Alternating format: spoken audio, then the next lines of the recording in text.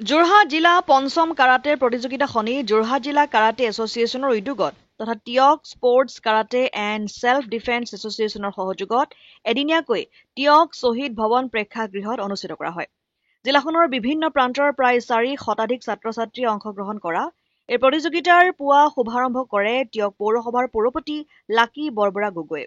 খেলুৱৈ ছাত্ৰ ছাত্ৰীসকলৰ বৰ্তমানৰ লগতে ভৱিষ্যতৰ উত্তৰণ তথা খেলৰ লগত একাত্মভাৱে জড়িত কৰি খেলুৱৈসকলৰ শাৰীৰিক মানসিক সকলো ক্ষেত্ৰত আগুৱাই নিয়াৰ উদ্দেশ্যৰে এই প্ৰতিযোগিতাখনি আয়োজন কৰা হৈছে বুলি মন্তব্য উদযাপন সমিতিৰ। ইফালে উক্ত অনুষ্ঠানত মৰিয়নিৰ বিধায়ক ৰূপজ্যোতি কুৰ্মী, জিলা ক্ৰীড়া সন্থাৰ সভাপতি শান্তনু পূজাৰী, যোৰহাট জিলা পৰিষদৰ সভাপতি সুৰজিৎ শইকীয়া, টিয়ক পৌৰসভাৰ প্ৰাক্তন পৌৰপতি ৰফিকুজ্জামান পুলিন বৰুৱা, ভাস্কৰ বৰুৱাকে প্ৰমুখ্য কৰি ভালে সংখ্যক বিশিষ্ট ব্যক্তি উপস্থিত থাকি খেলুৱৈসকলক উৎসাহিত কৰাৰ লগতে উদ্যোক্তাসকলক সীমিত সা সুবিধাৰ মাজতে টিয়কত এই প্ৰতিযোগিতা আয়োজন কৰাৰ বাবে ধন্যবাদ জ্ঞাপন কৰে।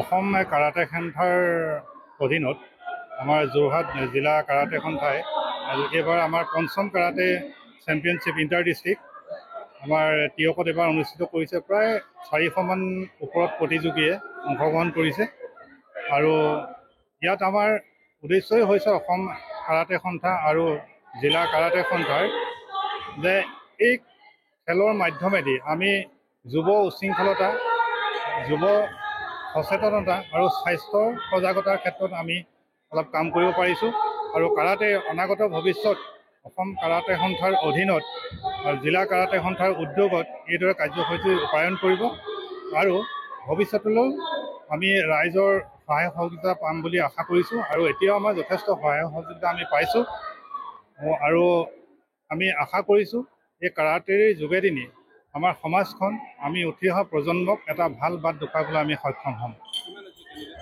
কেণ্ডিডেট আপোনাৰ 400ৰ ওপৰতে হ'ব। অসম আদিত্য টিয়ক।